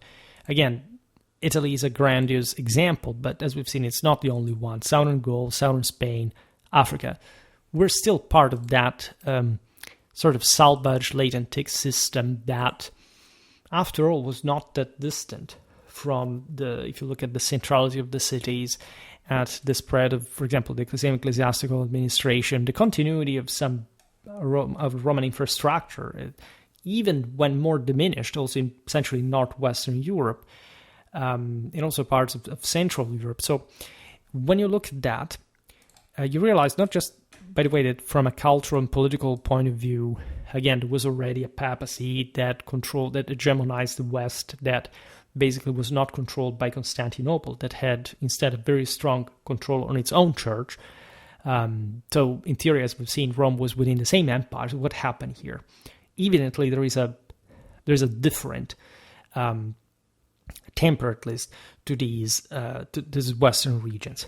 The papacy for a while will remain, of course, say, on board with the Byzantines, even though these were sort of toxic and in fact quite declined. Also with a papal attitude towards the Longobards that was relatively ambiguous, meaning that we tend to think the Longobards and the papacy as enemies, which during the first period is fairly accurate, because indeed the Longobards also fought against Roman territory, trying to destructure what the Byzantines maintained. But there is a beautiful letter written by Gregory the Great to the Byzantine emperor that, since they were constantly quarreling, told him in the letter, remember that if I want, I can let the Longobards take everything over. Right? This is said by the Pope to admonish the emperor. And again, I made multiple videos on the sort of papal-Byzantine relations, and we will keep along that line. But there is no doubt that it's a different world from the East, right? So the idea that the late antiquity would keep thriving significantly in the East may be true in sort of overall terms. Indeed, if you pick sort of the entire western chunk of Europe, up to Britain, even Ireland, if we count at least, well, let's count that out because it was not directly conquered by the Romans historically in a relevant sense, but at least the church has spread there too, for example.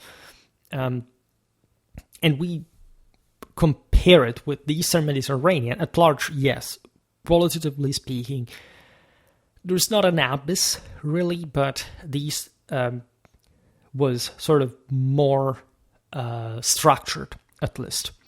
Whether this was actually more unitary in a spiritual sense is actually much more debatable. First of all, we know heresies.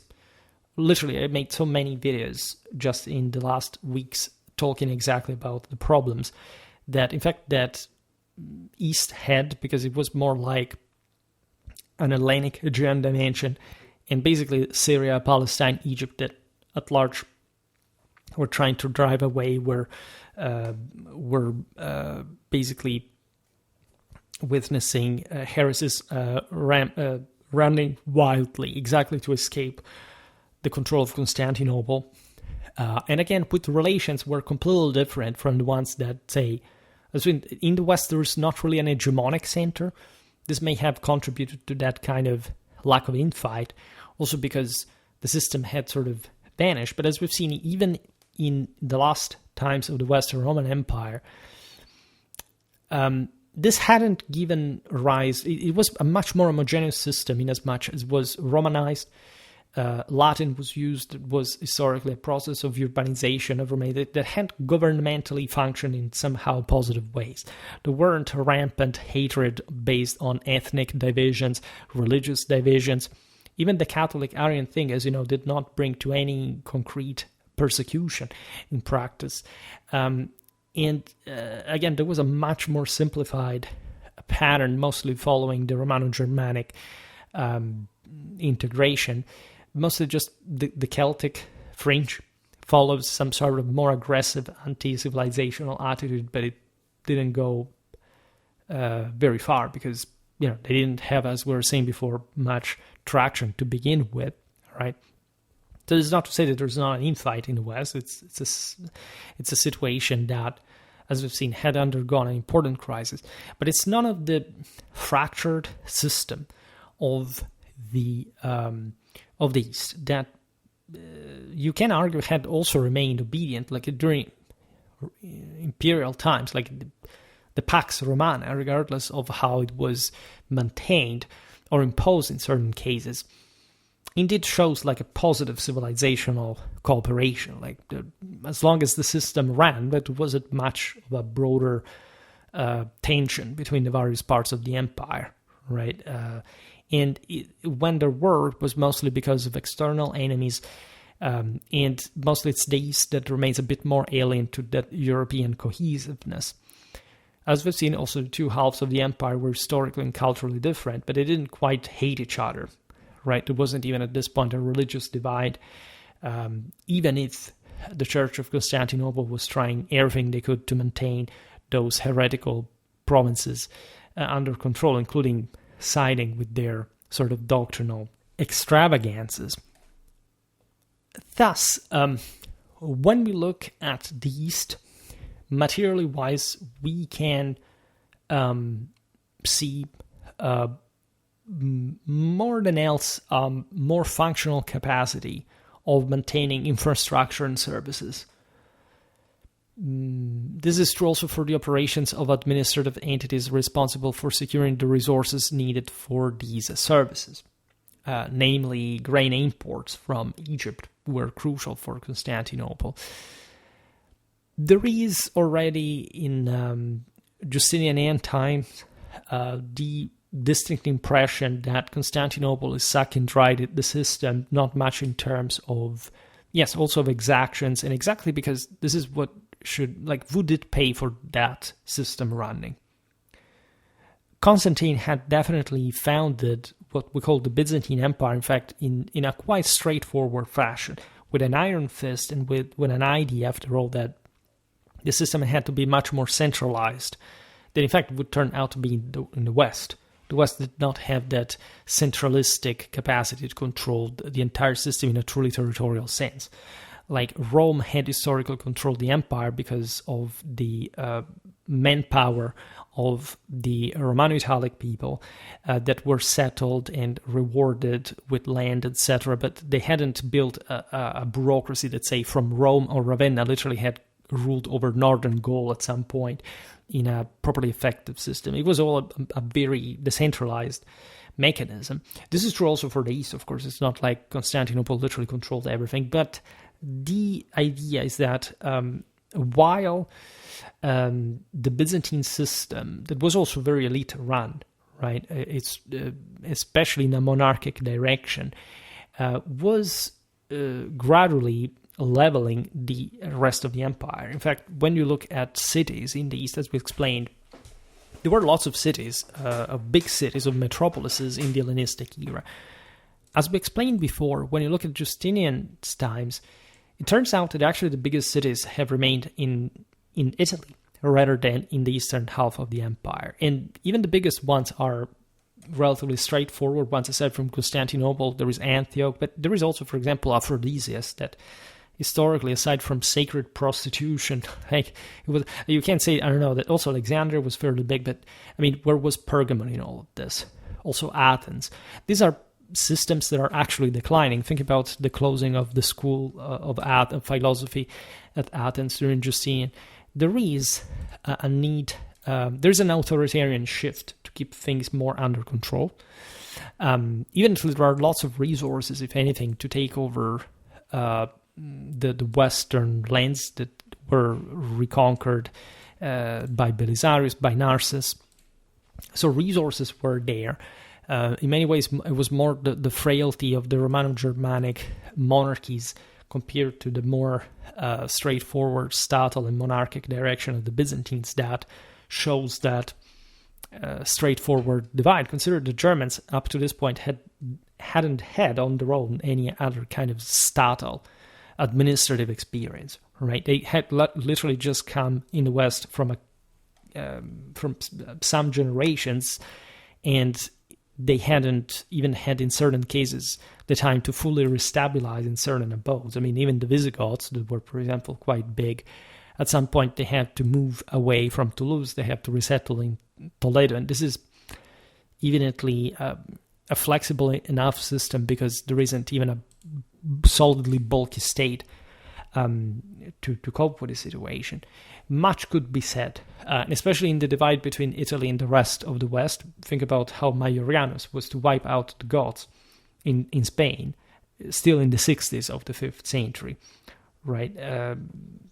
That tells you how relatively frail those Germanic dominations were. Hadn't it been for the Vandals that stood in the way, and that also were about to be wiped out by Constantinople themselves, not under Belisarius, but before the time of Gaiseric of Cape Bon, things could have really gone differently. So, absolutely, there is no doubt that the Roman and Byzantine system were more statally efficient, right, for a while. But then, what happened? Aside from the fact that that this empire gradually shrank, and so you can't unsee that, there is also a level of resources management and consumption that in the East at some point exhausted the system. Surely a system that worked well, but that was doing so at the expense of local autonomy and resources, right? Property of overall sustainability. It's complicated to talk about that too. Also, as far as, for example, how the city-based system would still consider itself loyal to the Byzantine one, right? That actually held, apparently. It's as if we're talking about the success of the Roman system in the West through the aforementioned colonization, etc. It remained, however, relatively coastal, relatively, in the sense, more easily servable. At some point, the hinterlands of Anatolia, of Egypt, as you know, were even lost to the Sasanians. So it's a pretty devastating situation. It's not like simply a settlement again of a Germanic minority that really takes over, but still does this by maintaining a Roman system. There you have a rival empire with universal ambitions that can't simply overrun, as the Arabs will do later at times, the Anatolian hinterland, great parts of the Levant, and so on. So with the connivance of those essentially hostile peoples that at some point even opened the gates to these foreigners to essentially to get rid of Constantinople.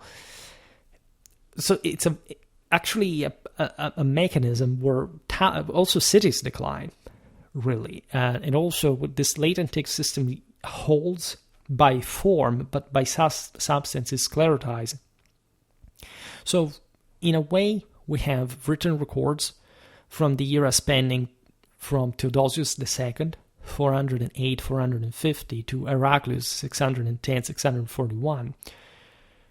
It's not even a couple of centuries, confirming that in the Byzantine Empire, the system of taxation, of consistent tax collection, which supported the military and funded fortification projects and critical infrastructure like aqueducts, roads, and bridges, remained largely effective. I also made a video about the Byzantine army organization at this point that tells you how this was like a typically big, like between 500, 650, let's say, this big, stable empire with regional, provincial regiments that were maintained largely by the local communities that at some point were meant to move to be assembled, reassembled. There were civil wars in the Byzantine Empire. That also Heraclius' era was quite draining. In fact, not just because of the war against Persia, but also because of this infight that happened every once in a while. He had started from Africa, and so you understand how deeply intertwined the system was, how interconnected it was, how indeed communications did work, and this broader Mediterranean civilization went on. But at the same time, the entire picture, like you can maintain the system working, but not necessarily preventing the erosion, the decline. Right? There is no doubt the Hellenistic East was gradually shrinking from the within, even if from the outside, again, there hadn't been, aside from all these wars and issues and avalanches of peoples coming from the Pontic steppes and all this stuff, like the gradual, again, also, say, widening of the frontier inland. Look at the Balkans. The Balkans had once been urbanized and interconnected. Moesia was, at this point, that is gone, right? It is largely an enormous decentralized frontier, and most of Romanity lives within, like, along the coasts. There are other peoples like that are basically pouring through, even when they're not actually undermining the territoriality, the boundaries of the empire. They're still basically diluting the attachment to the same in a broader loyalty sense. So all this can't go unnoticed. So this mechanism does not happen in the West, right? Even the places that undergo like de-Romanization do so because there is an infrastructural decline, a demographic decline, as opposed to a departure from the actual Roman system in principle, right? Naturally, it's hard to simply qualify this, but there is no doubt that, again, the Byzantine Empire would mostly remain anchored around, for example, a coastal dimension, whereas the Romano-Germanic one was a fully continental one in this regard. And in this sense, it counted also more people. It was a territorial, more cohesive system. This should be considered. So you understand it's not much what empire or what kind of, say, political boundary you can draw. It's more like what kind of people, what kind of system is present there. How do they work, who they are, to which allegiance they stand. I mean, in Constantinople, even in terms of spiritual hegemony, there isn't such a thing like a center of that is able to reunite the system. Rome, the papacy, are already able at this point to tie together Italy, Gaul, England, to evangelize certain parts of Germany, all with an incredible effectiveness, and one that would have but grown over time. What was happening in Constantinople? What was happening in the Levant, right? The system was actually falling apart. Even if, again, in the moment it's stuck together, aside from little things like, the Sasanian invasion, etc., when you get to the Islamic invasions, you must explain why the system collapsed that way, why the eastern half of the Roman Empire lost all of the sudden half of its territory. Just like that, right? This is bigger than, at some point, Odoacer saying, we sent the Western Roman insignia back to Constantinople just as a deal between these two polities rather than else, right? It's a much bigger thing because, as we explained, even after Odoacer, Romanity kept working in the West. In the East, it did not. You can argue that the Arabs, of course, themselves inherited a great part of what had been the Byzantine system, but it's one that would at some point become irrecognizable. All right, it really starts pertaining to another system that we don't even consider Western anymore. Not just today, but say from the time being. The West does not lose that identity. The West does not bail out of that, right? It's not like the Germans even significantly altered the ethno-linguistical foundations, for example, of the West per se. They indeed inject, as we've seen, a lot more of moral force, of manpower, especially in relative terms for that time. It was very important. Overall, they bring their own customs, their own words at times, but at large, the system remained Roman, all right? So much so that these countries still speak Romance today, and they happen to fall into a broader European connection, in fact, with other countries like Britain, like Germany, that we considered in this sense as part of a broader Western legacy that is deeply intertwined with the Roman Empire's Roman legacy. Even in Germany, I mean, Germans know very well that, I don't know, in the Rhineland, in southern Germany, like there was Rome, and that peoples in the center, the east of Germany, the north of Germany, something else, right? These divides do not go unnoticed. These are things that are settled at the time, right? So there is no doubt, again, that the Byzantine Empire was pretty well endowed, which, by the way, is confirmed also by the fact that you don't lose half of your territory and survive. That's not something that you have to be given for granted. So the Constantinian, the various foundations or refoundations under Theodosius and Justinian, etc., that the Byzantine Empire had were very solid. So solid that they turned out to be sclerotic on the longer run, but it's still, all right, and that was a massive civilizational achievement. Archaeological findings reinforced this, highlighting the imperial government's robust capacity, especially heightened under Justinian. It was really the peak of Byzantine civilization, we can so say. Also, as far as this still very strong Roman and Greek legacy mixed for the better. The Strategicon is a beautiful example of that, because after that, the Byzantine military treatises began to copy one another rather than adding much new, right?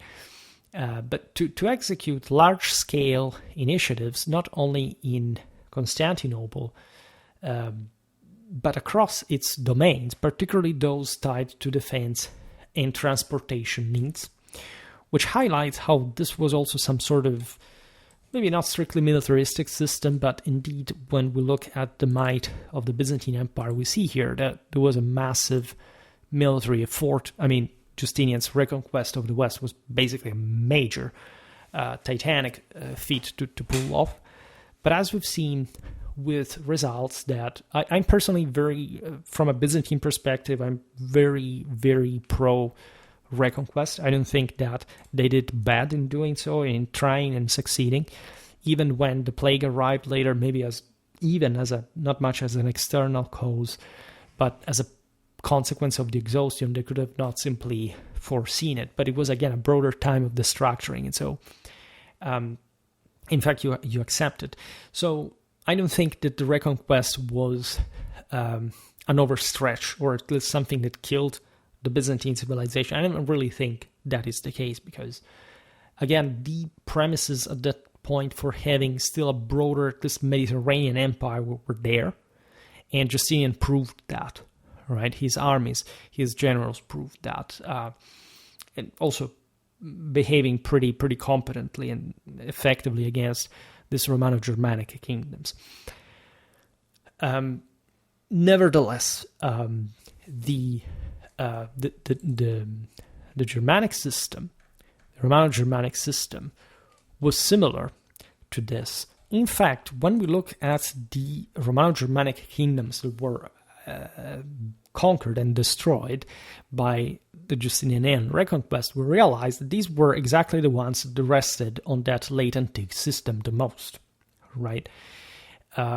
This is true for especially the Ostrogothic kingdom of Italy under Theodoric. It is partially true for, again, for example, Africa, stripped from the Vandals.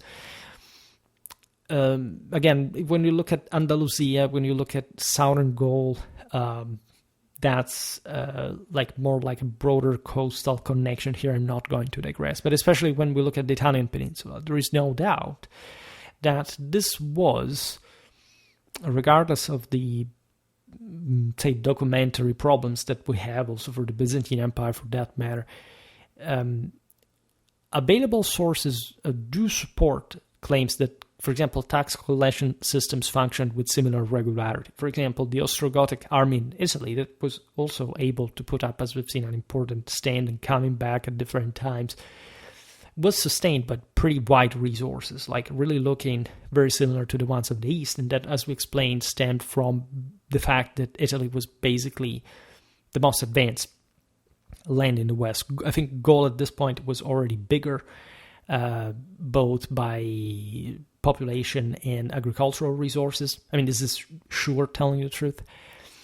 But Italy, as we've seen, was more qualitative until the Gothic War was really probably a much more functional system. And there you realize that the same Goths, the Gothic army, was supplied by the same unknown and the same mechanisms that had basically furnished and armed the Roman army in the past. And again, in fact, they were largely the same people. I mean, the same Visigoths historically were sort of created in Illyricum as the local army by Constantinople, right? They simply substituted this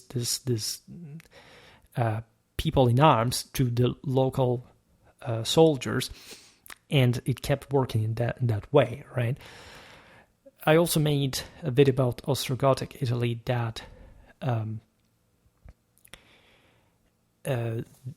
really matters as far as this the details of that society are concerned.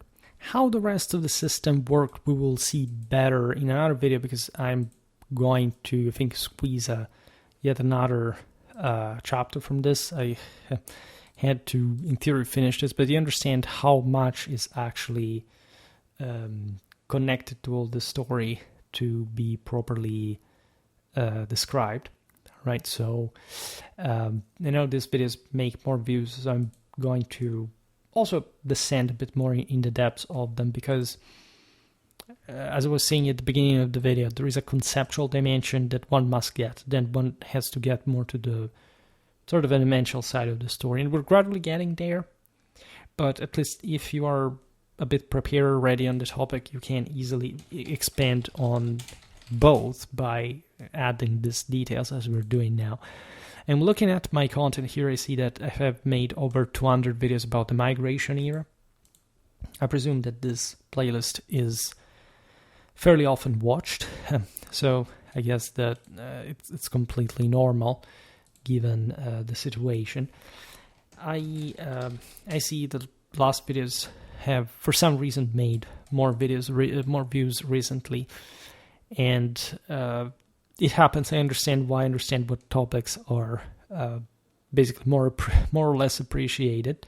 For example, this migration era playlist made over almost 5,000 views, which is not the 200 videos in between. It made much more, but very much. I see here nearly each video is above 1,000 views, even more, right? So it's really big in many ways. And again, we will continue with these stories because they are really fascinating, and I really hope especially to get a bit more into, for example, I don't know, as I was just saying, for example, Merovingian history, right? I know like the cycle at some point will provide us with actual Merovingian content in some important depth, but so far in very strictly evidential terms, we made I think one video or two about the Merovingians, and the rest is more like a general discussion like these ones about the Merovingians. And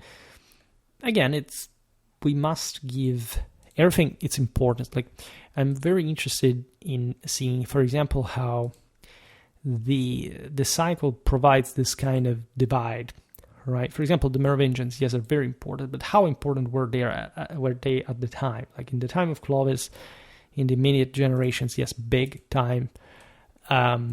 But later, they also fragmented a lot. And so it's interesting at that point to look at the various provincial realities and how, for example, the Carolingians sort of the Pipinids, Arnulfingians rebaked the system with the same identical ingredients. By the way, everything that was Carolingian had been Merovingian, right? There is no doubt about this. We have also pretty hefty Frankish history playlists. And again, Frankish history 70, but also because there are the Carolingians. Let's see, Gothic history 19 only. So again, over 2,400 videos, especially for a medieval history-based channel, should really make more. But again, gradually, as you understand here, we're getting there, and especially if you look at the migration era playlist and you see all these sort of mixed topics, talking about different Germanic peoples at a time. I think by listening to them, you will get a pretty significant grasp of how the system functioned. And again, there are lots of videos that we can make about different parts. I don't know, a beautiful video about Neustria, one about Austrasia, for example. I've never really done that. Or a good video about Alemannia. We did something similar to that, telling the truth, but one more specifically connected to the historical regional series would be amazing. So I'm thinking about this because, especially in September, there's usually the explosion of videos, and I have arrived to the point that I have enough reserves to create, to at some point concentrate videos that are going to get hopefully viral, one after the other. And I'm really counting on you for doing this, because again, the other day I made that video about the Cathars, and everybody went crazy. Because of that, I've gotten 50 subscribers in a day, basically, just because of that. I mean, let's try to do this more often. Thanks. It could be so useful, obviously enough, for everybody involved, and especially can simply bring the channel where we want it to be. This is on you guys. I make this videos for not quite just for the sake of them, but it's also important to of course see the broader picture. And I hope really that this is I have to check. I'm reading comments, I'll be honest here, and here where those things, you still have people in the comments that believe that the Bible says you shall not kill as opposed to murder. I mean, we really are with this. These are noble people, because this is on the video about the Cathars, because of course people hate the Catholic Church and they cannot accept that they mastered European tradition till to this day. And of course, taking out the Cathars is such a bad thing, right? Because, you may even want to translate your own sacred text to know what they actually mean, and what's the difference between killing and murdering, which apparently especially lesser people do not seem to have any clue of, right? So this is in many ways very much the point why I keep making these videos, because I want to create such a dense amount of content so that you can't properly escape from it anymore. You have to sort of accept the inherent, the sheer weight of all this at so many different levels. I'm glad also to make this 2 hours plus videos, because they are so dense and they allow me to discuss in these broader terms. I really hope that you sort of appreciate the depths of such ideas. In general, I think that if you appreciate the broader effort, you can more easily understand why the content is also the way it is. I mean, it goes in parallel with that, understanding it, letting it sediment in your mind, and so on.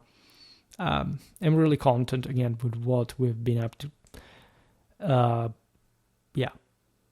And let's continue this way. Again, the channel is probably going to make the spikes by itself. It's come to that, considering the size of it, the general dynamics. I really hope to be always efficient and keeping in line with duty. I've been working quite well, and so again, everything, in spite of technical problems or whatever, I hope to fix them soon. You don't see them, but I have my other computer to repair, brought to repair, and they don't even know what they have. Like, it's an excellent computer, it's new, but for some reason, like, I have this one that worked for 15 years straight. Let's hope he doesn't give up now. Again, this is quite important as well, having that important backbone and knowing how to make things really. It's much more challenging than it seems, but I love doing what I do in parallel with my work, so it's perfectly fine. Now, for today, however, I stop it here. I just hope that you enjoyed this video. If you did, please share it. Otherwise, leave a like or subscribe to my channel if you're interested in my upcoming content. As always, I thank you heartily for listening to me. I wish you a nice time and see you next time.